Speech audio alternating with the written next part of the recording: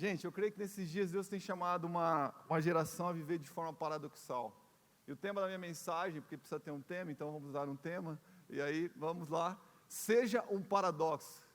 Seja um paradoxo. Deus está chamando uma geração, Deus está chamando a sua igreja a ser um paradoxo. A gente já ouviu aqui pelo professor Alberto Pugina, meu amigo, que paradoxo é contradição, paradoxo é ir à contramão, é oposição. E por isso Deus nos chama a sermos sal e luz, a trazermos sabor nessa terra, a salgarmos essa terra com o Evangelho, a enviarmos luz, a sermos luz sobre a terra. Se a gente não tem uma resposta a esse mundo, uma resposta que vai à contramão, se a gente não tem opiniões opostas, decisões opostas, se a gente não impacta essa sociedade com o Evangelho que há em nós, talvez nós estejamos vivendo um Evangelho artificial, cara.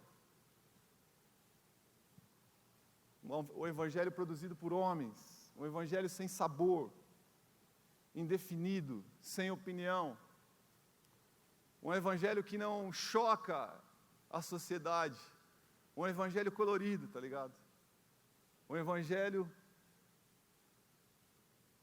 de fantasia, mais ou menos assim, você está tomando Del Valle achando que é o néctar da fruta, você está sendo enganado, mano. É só 10% que tem lá de fruta, tá ligado? O resto é açúcar, é conservante. Ainda alguns estão caminhando como bebês na fé, ou muitos anos você está aqui e ainda os pastores e os líderes têm que trocar algumas fraldas da sua vida, você ainda não amadureceu, ainda está bebendo algumas coisas. Jesus está trazendo algo aqui nesses dias, um alimento que é sólido, que é profundo, cara. Chegou a hora da gente despertar e parar de viver um evangelho artificial, um evangelho que é de conveniência, para agradar o próximo. Não, Deus nos chamou para chocar a sociedade, Deus nos chamou para impactar as pessoas ao nosso redor. Chega de viver um evangelho do ursinho puff, do Backyardigans. Já assistiu Backyardigans? Eu tinha que assistir Backyardigans com meus filhos, cara, eu me achava um retardado assistindo aquele negócio. Mas é que meus filhos são pequenos, tá ligado? Quem não sabe que é Backyardigans aqui? Levanta sua mão. A galera não sabe o que é Backyardigans. Quando você assiste Backyardigans, você se sente um verdadeiro estúpido, um adulto assistindo, tá ligado? Você está perdendo tempo. Mas é um desenho de meninos bobinhos, tal, assim, sabe? Tudo é legal para eles, tudo é bacana, sabe? E às vezes eu acho que nós somos meio que como cristãos Backyardigans. A gente, olha a minha igreja, olha mais um evento, olha, tem LED na minha igreja, tem telão, olha que lindo, olha que meus amiguinhos estão aqui, eu tenho a palavra de Deus, é tudo tão maravilhoso. Mas quando você sai daqui, cara, você não faz nada, porque você é um Backyardigans, você só vive um mundo colorido. Põe para mim a abertura do Backyardigans aí, por favor.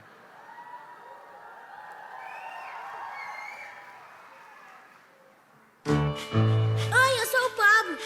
Meu nome é Tairone. Eu sou a Uniqua. Eu sou a Tasha. E meu nome é Austin. E nós somos seus amiguinhos, os Backyardigans.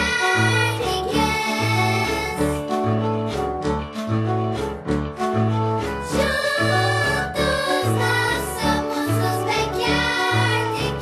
Onde é nosso lugar? Nós gostamos de cantar e gostamos de dançar.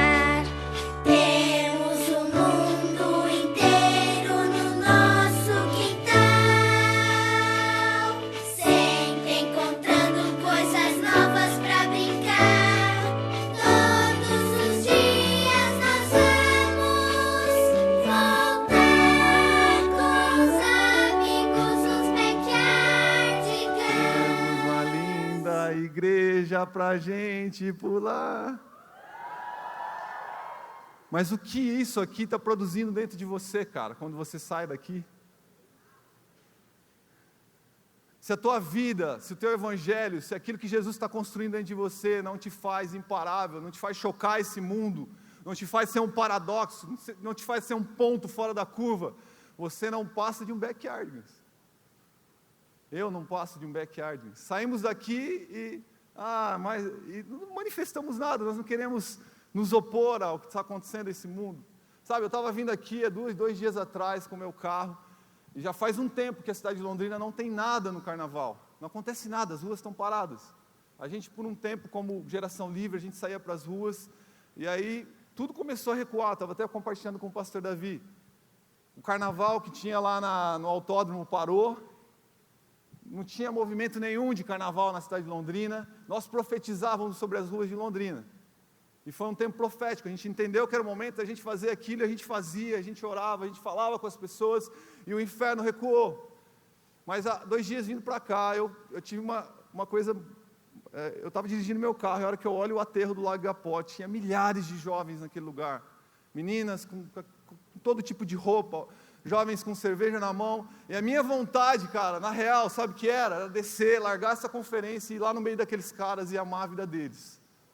Essa foi minha reação, mas eu falei, não, eu preciso estar lá, junto com Geração Livre, esse é o nosso momento, Deus está fazendo algo aqui, eu sei disso. Mas o que nós faremos quando sairmos desse lugar? Para onde nós iremos? A quem nós chocaremos? A quem abraçaremos? É isso que Deus está falando nesses dias. Deus falou muito sobre amor, sobre abraçar, sobre a Nínive. Jesus está construindo algo nesses dias, cara, e você precisa estar atento a isso, porque senão vai passar e você vai continuar sendo cristão backyarders. Deixa eu te mostrar os meus amiguinhos, minha igreja. Como um infantil na fé. Meus filhos não assistem mais backyarders, eu não assisto mais com eles, é um novo nível agora. Deus está nos chamando a um novo padrão de maturidade nesses dias, a uma profundidade maior. Deus está chamando homens, jovens e meninas aqui para serem loucas por Jesus. E é sobre isso que eu quero falar com vocês, sobre 3 mensagens paradoxais que Paulo deixa em 1 Coríntios capítulo 1, você vai abrir tua Bíblia lá em 1 Coríntios capítulo 1, a gente vai trilhar do versículo 18 ao 30, eu não vou ler todos os versículos agora, eu vou trabalhar eles na mensagem, mas esse texto será a base da palavra hoje. Por que 3 aspectos paradoxais da Bíblia? Porque a Bíblia, ela apresenta muitos assuntos, muitos temas que parecem contraditórios. Ela apresenta muitas verdades que parecem que vão à contramão de tudo, que vão à contramão desse sistema mundano. Então, se a palavra de Deus habita em nós, se nós temos intimidade com a palavra de Deus, se ela nos constrói, se ela nos define, logo nós seremos paradoxais. Nós seremos um ponto de oposição nessa terra. Nós agiremos com autoridade. E assim, sabe, quando a gente pensa em oposição, a gente pensa em sair, ser oposição, ser esquerda, direita, seja lá o que for, a gente pensa em ser combativo, a gente pensa em agredir as pessoas, a gente pensa em ofender as pessoas. Não é nesse sentido que eu falo. O evangelho pode ser pregado e pode ser ministrado com graça e amor, cara. Você pode falar a verdade com graça. Deus vai fazer muitos jovens entrarem aqui em lugares onde existem intelectuais, assim como Gilberto. Ele tem entrado e tem compartilhado a palavra a muitos ateus, a pessoas com filosofias completamente distorcidas com relação à palavra de Deus, mas Deus tem colocado uma graça na vida dele, para que ele não seja agressivo, para que ele não seja inflexível, mas para que ele ministre a palavra com inteligência. Fiz-me tolo para conquistar os tolos. Não que ele esteja renunciando aos seus princípios, mas firme na rocha, ele tende a entrar em lugares compartilhado com sabedoria e graça. Sabe, só para você entender um pouco para quem Paulo estava falando aí em 1 Coríntios, em Corinto, ele estava falando para o povo de Corinto, para a igreja de Corinto, e esse povo estava em uma das maiores cidades da Grécia, uma cidade com 250 mil habitantes livres e 400 mil escravos, o centro da imoralidade sexual da época. Nessa cidade haviam cerca de 12 templos para ídolos, todos os tipos, que cultuavam o dinheiro, o poder. Havia um culto à intelectualidade em Corinto. Os filósofos estavam lá, os inteligentes, eles prezavam, eles cultuavam o saber. Um dos templos mais fortes era da deusa Afrodite, a deusa do amor. Haviam orgias sexuais que aconteciam nesses templos. Alguns desses templos reuniam 1000 prostitutas para terem lá, para realizarem as imoralidades sexuais. Havia tanta imundícia nessa cidade, e o apóstolo Paulo está compartilhando, lançando uma mensagem à sua igreja. E eu creio que essa mensagem é para nós hoje, porque nós vivemos em meio a Coríntios.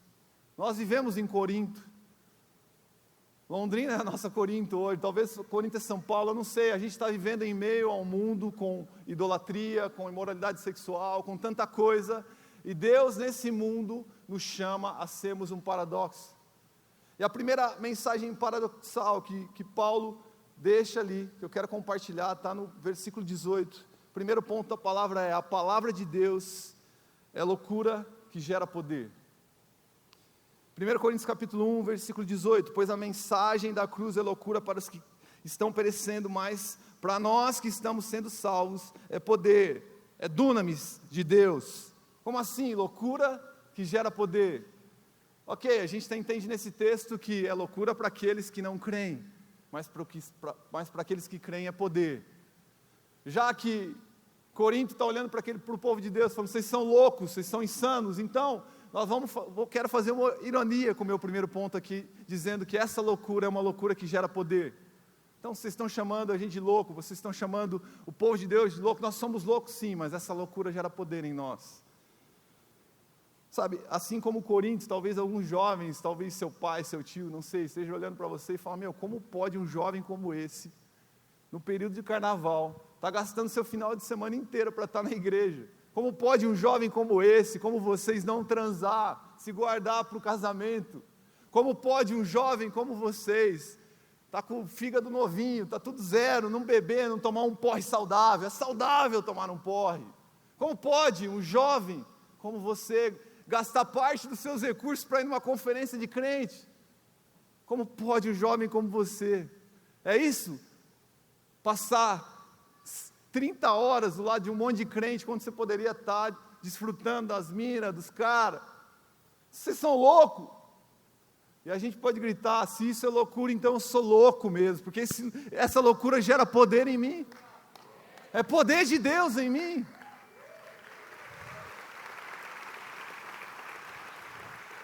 A loucura de crer num livro escrito, levou quase 1.600 anos para ser escrito por mais ou menos 40 autores de diferentes línguas, regiões, grau de cultura, mas que escreveram um livro chamado a Bíblia, completamente preciso em suas histórias, profecias, promessas. Você vai olhar a palavra de Deus, ela é perfeita, ela é um grande quebra-cabeça que se une, homens completamente diferentes, e nós cremos nesse livro, nessa poderosa arma de Deus sobre as nossas vidas. E quando a gente se aproxima de Deus, da sua palavra, cara, esse livro maluco, escrito por mais de 40 autores, mas que é completamente preciso, nós recebemos poder de Deus para continuar, cara. Nós recebemos força de Deus. Aí você pode olhar aí de baixo e falar: nossa, pastor, você está tão animado. Não estou assim não. Você está quase um coach aí, pastor, você, querendo me levantar. Não é isso, é a palavra de Deus, a palavra de Deus gera força em mim. Talvez você esteja cansado aqui hoje ainda, cansado no seu espírito, na sua alma, nas suas emoções, mas essa mesma palavra diz em Mateus capítulo 11, versículo 28, 29 e 30, venham a mim todos que estão cansados, sobrecarregados, e eu lhe darei descanso. Tomem sobre você o meu jugo, deixem que eu lhes ensine, pois sou manso e humilde de coração, encontrarão descanso para a sua alma. Versículo 30, e aí vem um paradoxo, mais um paradoxo da Bíblia: meu jugo é fácil de carregar, e o meu fardo é leve. Como pode ser um jugo fácil e um fardo leve? O jugo todo mundo sabe, né? Várias pregações que você tem ouvido, que é uma canga, é colocado sobre o animal para trazer direção, para que o proprietário daquele animal exerça domínio sobre aquele animal e direcione para onde ele deve ir. O fardo é uma carga, é um peso. O que Jesus está nos ensinando aqui: deixa eu te guiar, cara. deixa eu te encher com a minha palavra, deixa eu te encher com as verdades que estão no meu coração. Essa é a chave para o descanso da tua alma. Essa é uma das gerações que tem mais entretenimento, mais prazer acessível na ponta dos dedos, mas é a geração mais triste da história da humanidade. É a geração mais ansiosa da história da humanidade. Você está sentado aqui e está pensando em 1.200 coisas. Jesus quer te levar a um lugar de descanso, de paz, de contemplação, cara. Isso é chave para a tua vida. Um dos sintomas, muitas vezes, de que a gente está apático, fraco, vulnerável às tentações, é porque estamos distantes dessa palavra. Essa palavra que gera força em nós. Sabe, muitos jovens têm me procurado e falam, pastor, caí, estou tendo dificuldade na área moral, estou tendo dificuldade em várias situações. E a primeira pergunta que Deus tem me levado a fazer para esses jovens é, como está o seu relacionamento com Jesus? O quanto Jesus faz parte da tua vida e da tua rotina? Eu estava sentado com um jovem esses dias e fiz essa pergunta e ele me disse, pastor, faz tempo que eu não leio a Bíblia. Faz tempo, eu oro todos os dias. Eu falei, mas você ora como? Onde? Quando eu estou, dirigindo, quando eu estou no ônibus, sei lá. Eu falei, mas quando você é intencional do seu encontro com Jesus, quando você separa um tempo para encontrar a pessoa mais importante da sua vida? Sabe, eu queria que você pegasse seu celular agora e entrasse pode pegar agora, tem gente que já está pego nele, né? Já está grudado nele aí, você vai grudar com uma coisa agora, todo celular tem nele, nas configurações ali, o iPhone assim, geral, tem a parte geral ali, sabe? Você consegue ver o quanto você gasta nas mídias sociais, no Facebook, no Netflix. Você vai conseguir, ele te dá o panorama semanal e mensal do tempo que você gasta com cada um desses aplicativos. Você não precisa falar aí para ninguém, mas olha aí, você vai ver quantas horas você gastou nesses últimos 7 dias com os seus aplicativos. 10 segundos aí. Se você não achou, depois faça uma pesquisa no Google e descubra como fazer isso, e você vai perceber que você tem muito tempo para estar com Jesus. Sabe, eu ouvi um pastor dizer uma vez, eu achei uma chave para a vida também, uma coisa bem simples. Ele falou para a liderança dele, igreja, eu não quero o seu tempo, eu não quero o tempo do seu trabalho, eu não quero o tempo com a sua família, eu não quero o tempo com os seus estudos, nem com o seu lazer, jogar futebol, fazer academia, eu não sei o que você gosta de fazer. Eu quero o seu tempo com as mídias sociais. Falando para a liderança dele, eu quero o seu tempo com a TV. É só isso que eu quero. Eu quero que você deixe de parar de ver porcarias e vá para o lugar que vai te levar para o centro da vontade de Deus, para o lugar onde é bom, onde é perfeito e agradável. Sabe, às vezes a gente quer resistir às tentações, a gente quer ser o homem de Deus, a mulher de Deus, a gente quer discernir o tempo, o modo, saber qual a decisão que a gente precisa tomar, mas a gente passa tão pouco tempo com aquele que pode nos dar as chaves, que pode nos dar todo o recurso que a gente precisa. Às vezes a gente quer ser radical em Jesus, mas nossa vida com Jesus está completamente desproporcional ao que nós queremos ou pensamos que queremos. Eu quero Jesus, mas você não consegue passar por semana nem 1 hora com Jesus. Você não consegue parar tudo para estar com Ele, entender que Ele é quem produz o que é eterno. Efésios capítulo 3, versículo 17 diz: então Cristo habitará em seu coração, à medida que vocês confiarem nele, suas raízes se aprofundarão em amor e os manterão fortes. E Cristo habitará em seu coração, à medida que vocês confiarem nele, suas raízes se aprofundarão em amor e os manterão fortes. Efésios capítulo 3, versículo 18 fala para nós não nos embriagarmos com vinho, mas para nós nos enchermos com o Espírito Santo. E a palavra encher aí, o professor ali de português, Beto, me ajuda, mas está no gerúndio, e significa da ideia de continuidade, de algo permanente. O gerúndio é isso. A palavra encher do Espírito Santo não é só assim, enchi, estou cheio, vou viver a vida inteira, não. É enchimento diário, enchimento constante. Todos os dias eu preciso me encher com o Espírito Santo de Deus. E à medida que eu vou me enchendo com esse Espírito, essa palavra vai entrando no meu coração, vai produzindo raízes profundas. E aí sim, quando vier o vento, quando vier as tempestades, eu estarei firme. Sabe, a vida com Jesus é como um homem no campo que lança a sua semente. Tira a semente do bornal, lança, joga na terra, e ele começa a regar, adubo, tira as ervas daninhas, ele vai cultivando aquela semente, de repente algo nasce, algo brota daquilo, sabe? E aí uma cultura nasce. É isso que acontece quando nós cultivamos a presença de Jesus no nosso coração, quando nós nos apegamos à palavra de Deus.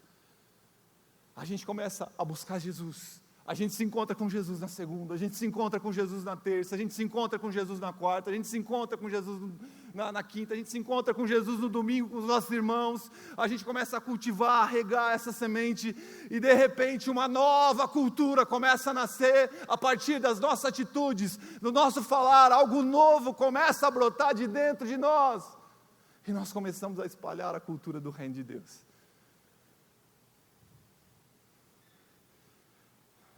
Repete assim comigo: a palavra é poder de Deus em mim e através de mim. A segunda mensagem de Paulo, que é paradoxal nesse texto de 1 Coríntios capítulo 1, é: a palavra de Deus chama os que não são para confundir os que são. Esse é um dos mais lindos paradoxos que eu posso encontrar na Bíblia, que eu acho que é o mais maluco da Bíblia, é o que eu mais gosto, é o que eu mais me identifico. Deus escolhe homens como eu e você. Deus escolhe pessoas como eu e você. Vai parecer autocomiseração, baixa autoestima, mas eu quero contar, eu já venci isso, eu já superei. Eu sou um homem lavado, remido pelo sangue do Cordeiro. Mas eu quero compartilhar algo para animar o seu coração. Porque hoje está aqui um menino que há 28 anos atrás era apenas um projeto de esqueleto andando sobre a terra. E hoje ele está aqui. Sabe, eu me considerava em desvantagem em relação a muitas outras pessoas. Eu me considerava em desvantagem. É como se eu tivesse saído atrasado na corrida desse mundo. É como se o árbitro tivesse dado a largada e eu tivesse saído atrasado e tinha um monte de gente na minha frente. Eu preciso alcançar, eu me sentia dessa forma. Mas um dia Jesus me chamou. Sabe, eu vivia num lar com pais separados, um período da minha vida sem referência, poucos recursos, uma vida simples, cresci numa região onde eu não tinha muitas referências, no bairro que eu morava, tão boas, embora na igreja eu tinha muitas ótimas referências. E eu cresci por um período da minha vida achando que, principalmente no início da adolescência, que eu estava em desvantagem, que nessa corrida eu tinha saído atrasado. Mas um dia Jesus me chamou, cara.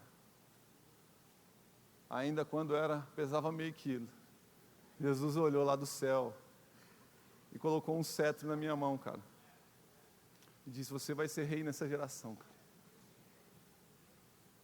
Quando eu escrevi essa mensagem, Jesus falava para o meu coração que Ele quer fazer isso com alguns jovens, com os jovens que estão aqui nessa manhã, adolescentes. Jesus está colocando um cetro na tua mão.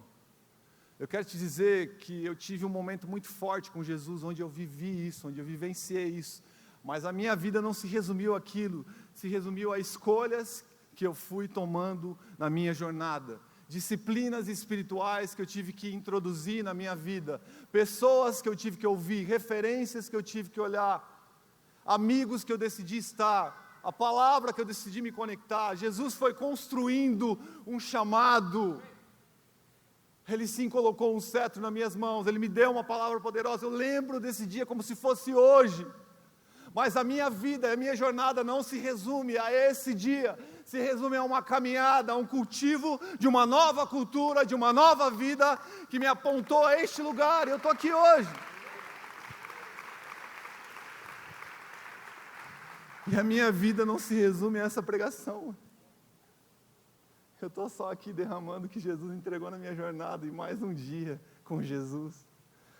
Eu desço daqui, eu abraço meus irmãos, eu amo minha esposa, eu toco os meus filhos, eu leio a palavra, eu faço academia, eu jogo FIFA. Eu gosto de viver a vida com Jesus, cara. É muito bom.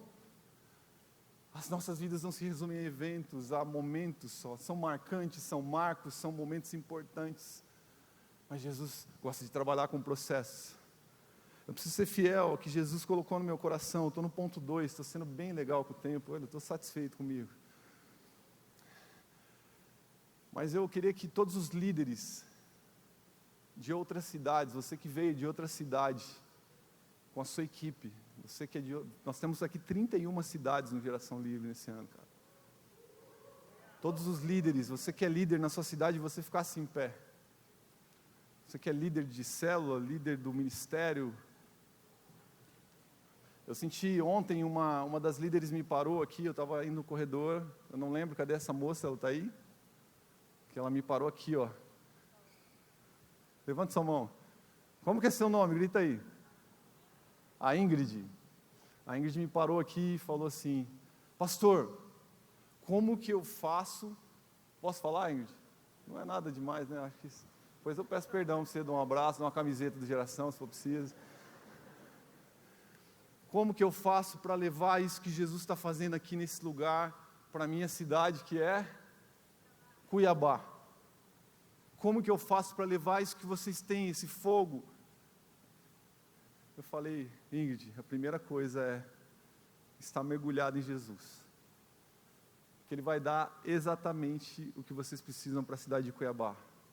Depois a gente pode sugerir algumas coisinhas que a gente faz aqui. São de segundo plano. Se o teu coração estiver em Jesus Cristo, Ele vai liberar algo personalizado, artesanal para a cidade de Cuiabá, que é diferente da cidade de Londrina. Porque o que Ele tem para Cuiabá é para Cuiabá, o que Ele tem para Londrina é para Londrina. E quando ela falou isso, eu saí daqui, meu coração, eu não falei nada para ela, mas meu coração começou a queimar. Eu falei: Jesus, como eu posso ajudar? O que eu posso fazer? E na palavra Jesus falou que nós deveríamos orar por esses líderes. Eu via Jesus entregando um cetro de equidade na mão de vocês, cada um de vocês. Salmo 45, versículo 6, diz que o reino, o trono de Deus é um trono de eternidade, que o cetro do seu reino é um cetro de equidade. Sabe o que é a palavra equidade? A justiça, ela tem as suas leis definidas, pré-definidas, mas a equidade de Jesus, a equidade de Deus, expande essa lei. Mais ou menos assim, quando chegaram lá naquela mulher adúltera, para apedrejar ela, falaram assim: ó, Jesus, está aqui essa mulher, e a lei diz que ela deve ser apedrejada. Naquele momento, Jesus levanta o seu cetro de equidade, porque a equidade de Jesus estica a lei, expande a lei, torna a lei diferente, maior do que ela é. E Ele diz: não, quem não tem pecado que atire a primeira pedra. Ele expande a lei e traz um novo entendimento de lei, que é a lei do amor, que é a lei do perdão. E Ele estende o cetro de equidade sobre aquela mulher e fala: eu também não te condeno, vá e não peques mais. Estabelece um novo padrão de lei, de justiça sobre a terra naquele momento. Eu vi Jesus fazendo isso na vida de vocês, líderes. Vocês vão estabelecer um novo normal na vida de vocês. Jesus está colocando um cetro de equidade na mão de vocês. Queria que você colocasse a mão nessas pessoas que estão aí, nesses líderes, e orasse pelas cidades deles. Vamos fazer isso em 30 segundos. Os pastores tocassem esses líderes. Quem está aí perto, Jesus está estabelecendo um novo normal, está entregando chaves nas mãos desses líderes. Eles não serão os mesmos ao chegarem nas suas cidades. O Espírito Santo de Deus está levantando eles e colocando algo personalizado no coração deles. Jesus, coloca o teu cetro na mão desses jovens, desses homens, mulheres, que ao chegarem nas suas cidades, a olhar a injustiça dos seus bairros, a injustiça nas ruas, que eles levantem um cetro de equidade, de amor, Jesus. Que eles olhem para a realidade da sua cidade e não só reclamem, mas que eles se coloquem como a solução de Jesus. Já tem tanta reclamação, tanta indignação, que esses líderes levem Jesus em suas cidades, a autoridade, a justiça e um novo normal de Jesus Cristo. Jovens libertos pelo amor. O amor será suficiente, o abraço será suficiente. O que a gente vai fazer? Que método nós vamos usar? O método do abraço, do amor, do acolhimento. E esse será um novo normal. Jesus está entregando chaves nas mãos desses líderes agora. Nós oramos em nome de Jesus. Amém. Você pode aplaudir Jesus?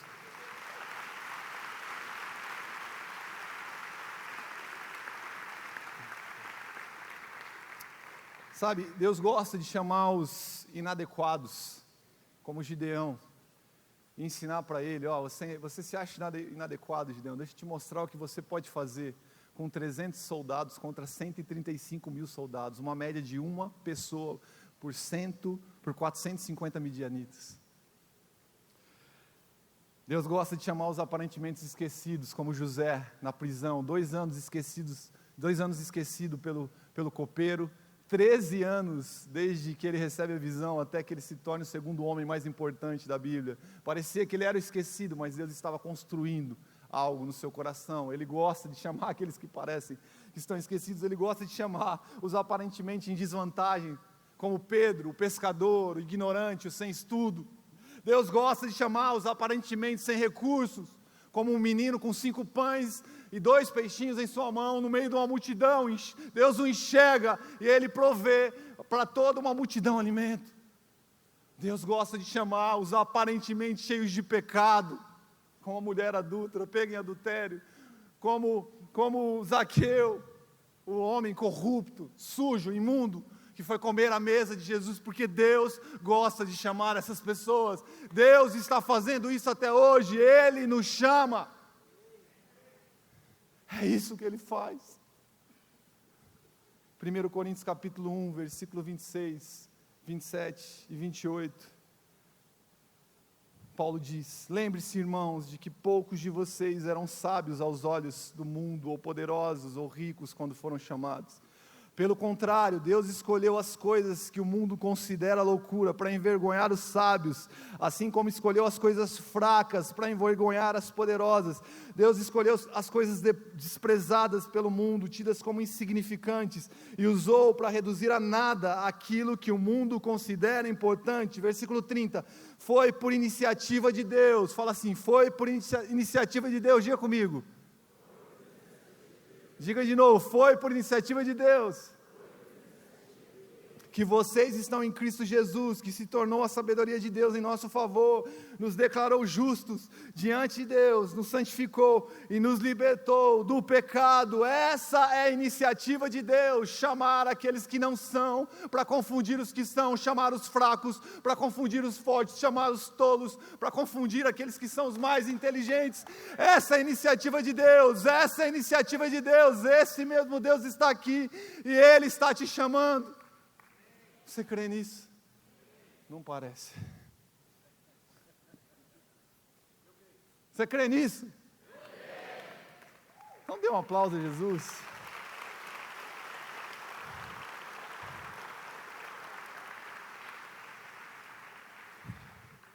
Talvez você olhe para a tua vida hoje e você se veja em desvantagem em relação às outras pessoas. Você acha que você saiu atrasado nessa corrida de viver nessa louca terra de Corinto. Você fala, Jesus, eu estou em desvantagem. Olha só a família que ele tem, Jesus. Olha onde ele estuda, Jesus. Olha quanto dinheiro ele tem, Jesus. Olha o quanto ele é bonito. Olha o quanto eu sou feio. Pode sair alguma coisa dessa cara aqui, gente?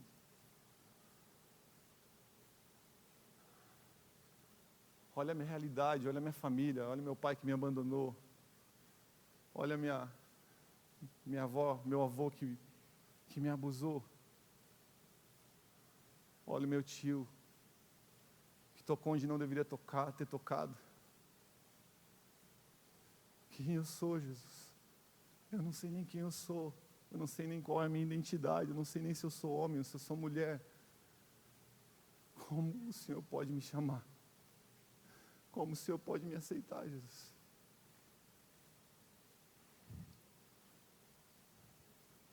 Deus está dizendo para você nessa manhã, não é sobre eles, é sobre você. É sobre a missão personalizada, artesanal, individual que eu tenho sobre a tua vida. Há milhares de anos Deus chamou todos esses caras que eu disse, e Ele continua fazendo isso ainda hoje. Ele continua a escolher pessoas. Não se meça pelos outros. O que Deus tem para você é para você. Não limite o poder de Deus, porque o que Ele faz é ilimitado, é graça capacitadora, é poder sem fim, e que se aperfeiçoa na sua fraqueza. Quando você entende que junto do chamado vem a graça de Deus, vem o poder de Deus, os teus passos são mais firmes, são certos, nada pode te parar, cara. Todas as vezes que aquele menino de 28 anos atrás tenta se levantar aqui dentro de mim, dizendo: você é menor, você não pode, eu escuto a voz e o chamado de Deus me dizendo: eu te chamei para isso, essa é a tua hora, cara, vai, pula nesse vagão, diz sim, não deixa isso te parar não. Todas as vezes que eu estou ali embaixo me preparando para pregar, é como se fosse uma repetição contínua na minha cabeça. Eu vejo como o Espírito Santo e Jesus me preparando. Sabe quando o lutador está com a luva na mão e está lá o cara atrás dele, pilhando ele? Eu sinto Jesus fazendo exatamente isso comigo, cara. Não estou falando algo para te inventando, viajando, não. Estou falando de uma realidade. Eu estava aqui embaixo e Jesus estava me motivando, estava batendo as minhas costas, falando: cara, eu te chamei para isso. Eu te chamei para isso. A minha alma tentando lutar, mas será que isso que eu vou falar é bom? Será que vai... eu te chamei para isso. Essa é a sua hora, vai lá e fala o que eu vou colocar no teu coração, cara. Não se meça pelos outros, não se compare. O que Jesus tem para você é para você e é poderoso. O Rei da Glória tem algo personalizado, artesanal, Ele não terceiriza a sua mão de obra, Ele vai pessoalmente, toca na sua vida, toca na sua alma e diz exatamente o que Ele tem para você, e é poderoso. Sabe, com tanta internet, com tanto Instagram, a gente corre o risco de querer viver os sonhos dos outros, sabe? De querer viver a jornada dos outros, e não aquilo que Jesus tem para nós. E a gente acha que o nosso chamado é pregar no Instagram e ter 35 milhões de seguidores. Que grande besteira, mano. Que coisa ridícula, mano. O que Jesus tem para você, cara, é especial. Cara, tem jovens caindo em depressão, se perdendo por se acharem inadequados, acharem que eu não consigo fazer aquilo. Sabe, mas nesse exato momento, cara, eu gosto sempre de lembrar disso. Tem um cara lá em Moçambique, numa tribo, em Liupo, a 8 mil quilômetros daqui, de Londrina, que decidiu aí 12 anos atrás para lá, com uma caminhonete velha, seus 2 filhos. Ele dormia na caminhonete, ele tinha alguns africanos lá, do lado dele, que nem tinha muitos, e ele decidiu ir para lá, sair de uma terra e levar Jesus naquele lugar, sem Instagram, sem internet. E sabe o que Jesus tem feito naquele lugar hoje, por uma escolha de um homem? Tem construído uma igreja, edificado uma igreja. Hoje nós temos uma igreja, Nova Aliança, em Moçambique. Porque um homem disse sim, cara. Pastor André. Sabe, a gente minimiza as coisas, a gente acha que o que é importante é ter um reconhecimento. Talvez você não esteja atrás de realizar e cumprir o chamado de Deus, mas você esteja atrás de realizar algo que vai satisfazer o seu ego, o seu orgulho. O nosso orgulho, o nosso ego diante de Jesus é completamente, tem que estar no chão, morto. O que você está buscando de Jesus? O reconhecimento de pessoas ou o reconhecimento daquele que produz algo que é eterno em você? Cara, se você passar por essa terra e você tocar uma pessoa e Jesus encontrar o coração dela, a Bíblia fala que é a festa nos céus, mano. Sabe, se cada jovem que está nesse lugar aqui conquistasse um jovem em 2020, nós teríamos aqui 2.600 jovens. Não caberia nesse salão, cara. E a gente está procurando seguidores, pessoas. Jesus procura pessoas. Jesus conhece por nome cada uma das suas pessoas, Ele se importa. Ele quer que isso seja derramado aos nossos corações. Nós temos que ir atrás de uma única vida. Almas têm nome, cara. O meu coração queima por pessoas, cara. Eu não me conformo em ficar sem pregar o Evangelho, sem me conectar com pessoas. Esse é o seu chamado, esse é o seu sucesso, essa é a sua hora. O que Deus faz por você, te coloca em vantagem. Eu só estou aqui, aparentemente na vantagem, porque Deus me colocou aqui, é pela graça. É pela graça. A minha vida tem sido pela graça, pela misericórdia de Jesus. Porque o que Ele fez por mim me colocou em vantagem, cara. E o que Ele faz por você te coloca em vantagem. Isaías capítulo 40, versículo 28 a 31. Os músicos pode subir um teclado aqui, senão você me ajuda. Versículo 28 diz: você não ouviu, não entendeu, o Senhor é o Deus eterno, Criador da terra. Ele nunca perde as suas forças, nem se cansa, e ninguém pode medir a profundidade de sua sabedoria. Dá força aos cansados e vigor aos fracos. Até os jovens perdem as forças e cansam. E os rapazes tropeçam de tão exaustos, mas os que confiam no Senhor renovam as suas forças, voam alto como águia, correm e não se cansam, caminham e não se desfalecem. Essa é a força de Jesus para aqueles que Ele chama, cara. É força sem fim, ilimitado. Deus está te chamando hoje a fazer algo diferente, a chocar esse mundo com aquilo que Ele tem plantado no teu coração. Não se meça pelos outros, porque o que Ele te faz te coloca em vantagem nesse mundo. Ele pegou Davi diante de um gigante. Ele estava em completa desvantagem, mas o que Deus colocou no coração de Davi o colocou em vantagem, cara, diante dos maiores obstáculos da vida dele. Moisés estava diante de um mar gigante, mas o que Deus colocou na mão daquele homem, no coração dele, colocou em vantagem. Não havia jeito, não havia possibilidade alguma de atravessar aquela água, mas Deus estava com ele, por isso a vantagem de Deus estava sobre ele, a graça de Deus estava sobre ele, o poder de Deus estava sobre ele. Jesus está colocando alguns jovens em vantagem aqui nessa manhã, jovens que se acham desqualificados. Jesus te promove nessa manhã. E para acabar, a palavra de Deus, o Evangelho, ofende ou produz arrependimento. Mas como pode, pastor, uma palavra produzir esses mistos de sentimentos, ofender? Como pode? É bom, mas é ruim? Ofende, mas fere? A palavra de Deus ofende ou leva ao arrependimento, que conduz à salvação.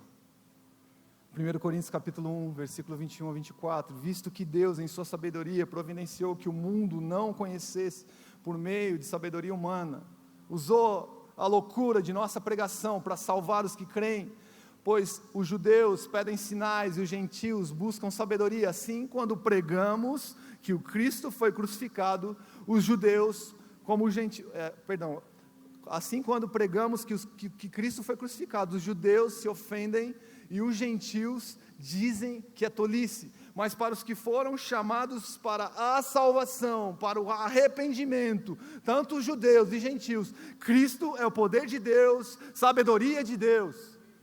Sabe, o Evangelho ofende, cara, ou produz arrependimento. Muitos têm se ofendido com a pregação, muitos têm se ofendido com o ensinamento, com a exortação. Ah, pastor, não dou conta disso não, é pesado demais.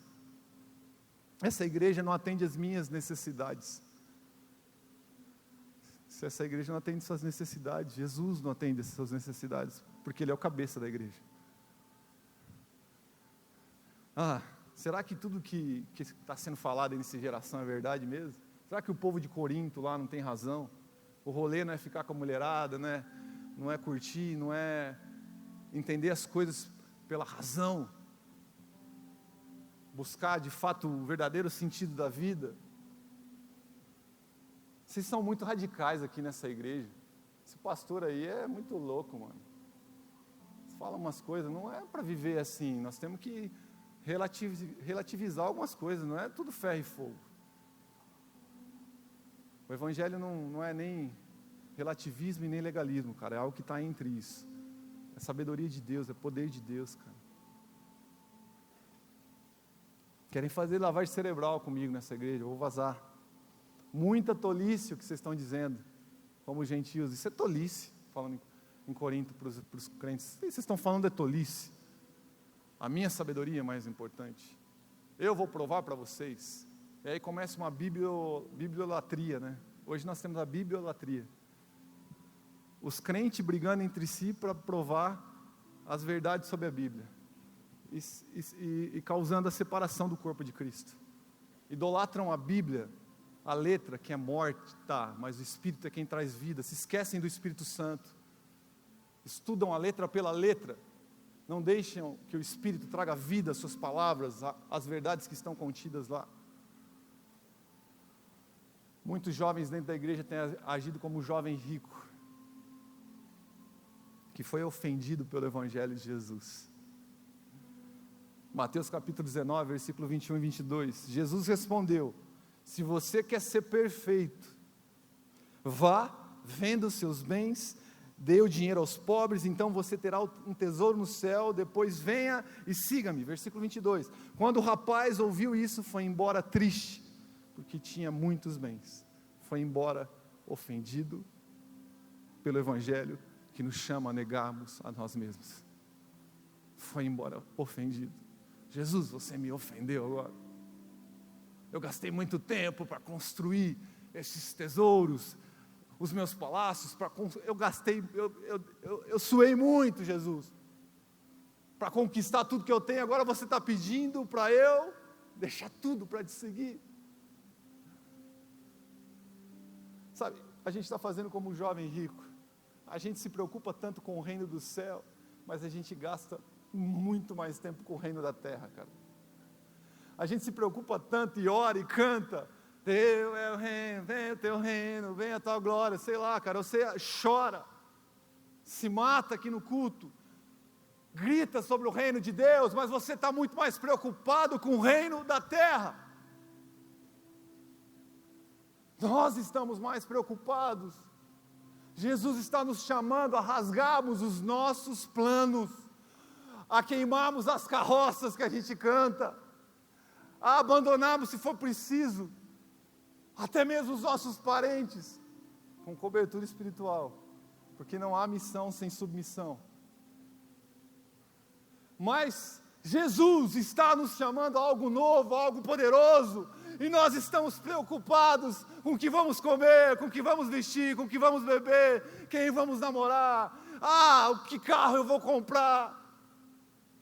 Vocês não sabem que Jesus dá alimento aos pássaros, que o Pai veste as flores do campo, quanto mais os seus filhos, a quem Ele ama. Buscai o reino de Deus, e as outras coisas vos serão acrescentadas.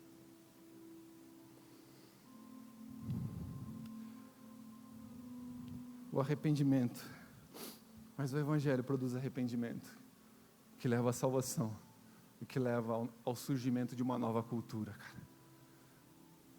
Você se arrepende, a salvação entra em você, e a vida eterna está dentro de você, cara.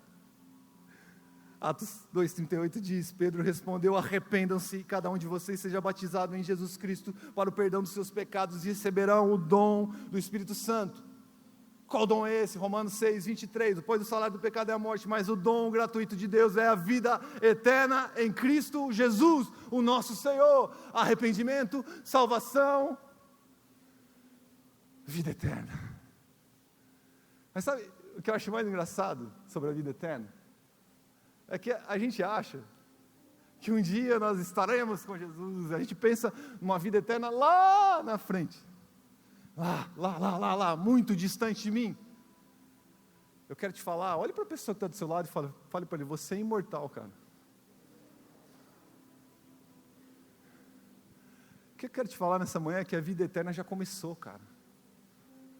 Quando Jesus entra no nosso coração, a vida eterna está dentro de nós e nós começamos a manifestar e a andar como cidadãos eternos. Então as coisas dessa terra começam a se tornar menores, pequenas, porque nós somos cidadãos eternos do céu, com Jesus. Estamos andando como cidadãos dessa terra, mas nós somos eternos, a vida eterna já começou. Eu sempre brinco, para os caras que vão ter filhos, aí eu falo, né, primeira viagem, falo, ó, vai ligar um botão, quando sair, saiu. Vai ligar um botão, on, play, on. Vai apertar ali, vai sair um serzinho. Esse botão nunca mais vai ser desligado. Diminui o salário. Quando nasce um filho, toda vez que nasce um filho, diminui o salário. E aí você cuida, são fraldas, é escola, é aconselhamento, é tanta coisa. Eu viajei 20 dias de férias, 20 dias, os meus filhos dormiram comigo no mesmo quarto, nós 4. 20 dias, que delícia. Acordando junto, brigando junto, gritando junto. É o botãozinho. Não tem como desligar, eu tentei voltar umas vezes, brincando, tá? Como desliga esse trem aqui, Deus? Você entregou, desliga, 1 minuto só. Me dá 3 horas, eu desligo e ligo. Não tem como. Quando você aceitou Jesus, se arrependeu, a salvação entrou em você. Um botão foi apertado, cara. Está ali.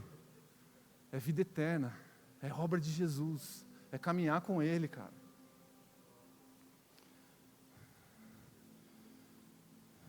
E viver o reino de Deus. O primeiro homem a pregar sobre o reino de Deus no Novo Testamento foi João Batista, cara.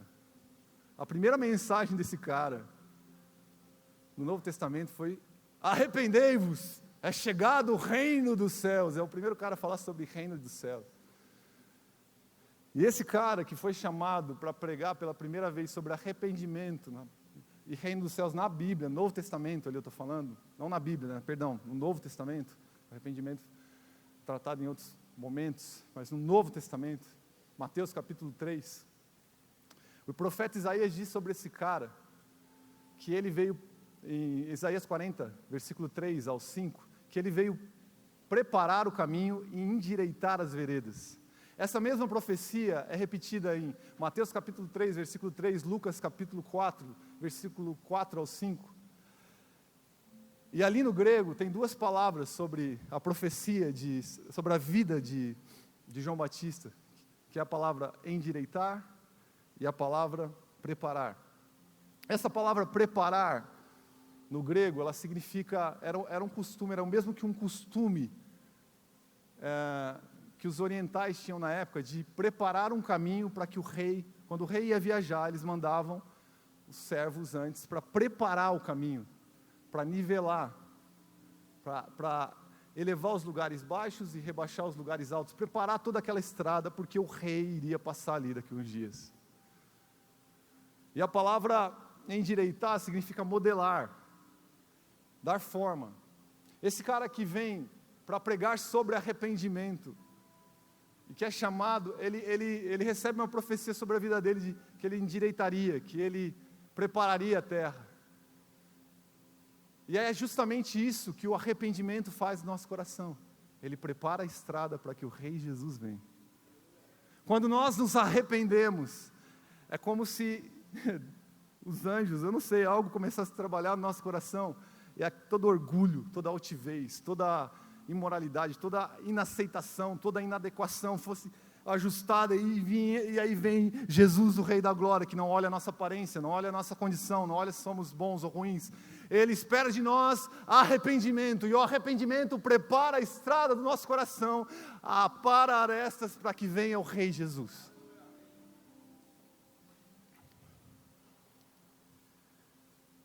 Mateus capítulo 4, versículo 17, a partir de então, Jesus começou a anunciar a sua mensagem: arrependam-se, pois o reino dos céus está próximo. Queria que você ficasse em pé, queria orar com vocês. Quando eu orava por essa palavra, Jesus, e ao chegar no culto, eu senti Jesus falando muito forte ao meu coração, de que Ele ia trazer constrangimento e arrependimento nessa hora, sobre a vida de muitos jovens que estão aqui. Eu sei que essa não é a tônica total da mensagem, mas só é possível você viver a louca palavra de Deus que gera poder e cumprir o seu chamado, se você viver uma vida de arrependimento, de confissão, de renúncia, cara. Sem isso, nada disso vai acontecer. Eu queria chamar o Joel. Cadê o Joel? Meu amigo uruguaio. Belo, guapo. Tá cá, meu amigo. Que hombre, meu Deus. Solteiro. Eu sempre faço uma propaganda do Joel no último dia do Geração. Cadê o Estelo que ia vir me ajudar? Joel, veio do Uruguai. Está com a gente aqui, conheci o Joel há 2 anos atrás, né, Joel? Sim. Homem de Deus, hein? Fazendo uma propaganda do Joel aqui grande agora. Chamei ele porque, cara, Joel, professor de educação física, eu enchi as paciências dele. Falei, mas estuda, você tem biotipo, cara, para ser professor, cara. Você está estudando, vai ser um técnico, professor de academia. Mas já, jogador de futebol também, né, Joel? Chamei ele porque Joel tem tudo para brilhar, né? Você olha para um rapaz, ele tem tudo para brilhar. Sim ou não, gente? Vamos levar a moral do Joel. Sim ou não, gente? Mas eu sentia que alguns jovens que estão aqui nessa noite estão como o que eu vou representar aqui com o Joel. E Celo vai me ajudar. O Joel vai ficar de frente para mim aqui. Celo, põe a mão no ombro dele aqui, ó. Desse ombro. Aqui, você está com o ombrinho machucado, né? Só tem esse bração aí, mas o ombro dele é mais zoado que tudo. Tem jovens que estão aqui nessa noite, têm potencial, têm capacidade, têm força, mas estão vivendo uma vida dessa forma. Vai lá, Joel, tenta correr, cara. E eles correm, e eles gastam energia, e aos poucos, às vezes eles conseguem, com a força, com a energia, andar, dar passos, mas é muito mais difícil. Obrigado, Joel. Dá um aplauso para o Joel.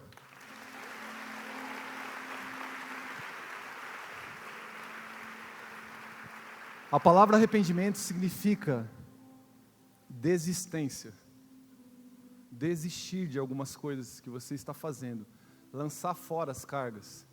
Tem muito jovem aqui com potencial, com capacidade, mas está correndo uma corrida cansativa porque está carregando fardos, cara. Você está carregando fardos desnecessários. Tem resistência na tua corrida. E Jesus quer tirar isso nessa noite. Mas você precisa se arrepender. Alguns, e eu estou falando de arrependimento, não de remorso. Porque remorso é a atitude de alguém que fica triste por um longo período. Que remói, mas não se arrepende. Fica vindo de apelo a apelo, tá ligado? Sente a tristeza, vai, mas levanta e continua fazendo a mesma coisa. Jesus está chamando ao arrependimento. Talvez de alguns pecados públicos, que amigos já têm te falado, mas muito mais de pecados ocultos, que estão travando a sua caminhada e a sua corrida. Jesus não está aqui para te condenar, cara. Ele está aqui simplesmente para tirar os fardos da tua vida e falar, o que eu tenho para você, mano. Essa é a sua hora. O seu chamado está aí, o trem está passando, salta nele, cara, larga tudo que te impede e corra com toda a tua força. Não perde energia mais com coisas dessa terra, cara. Você é um cidadão eterno. Você vive pela eternidade, não por aquilo que você vê, mas por aquilo que você crê, cara. Eu não quero te constranger, eu quero que todos fechem os olhos. Eu tinha outra coisa para fazer, mas eu vou fazer só isso, porque eu sinto que é isso que Jesus quer fazer nessa hora. Ele quer curar corações, Ele quer tirar cargas. Se você precisa se arrepender de algumas coisas, para que você viva essa palavra que gera poder, para que você cumpra o chamado de Deus na tua vida. Eu queria que você viesse aqui à frente, você ficasse em pé, eu queria que ninguém se ajoelhasse. Você vai chegar aqui e vai ficar em pé, pode ficar em pé, com as tuas mãos estendidas. E vem aqui à frente, enquanto essa canção é ministrada.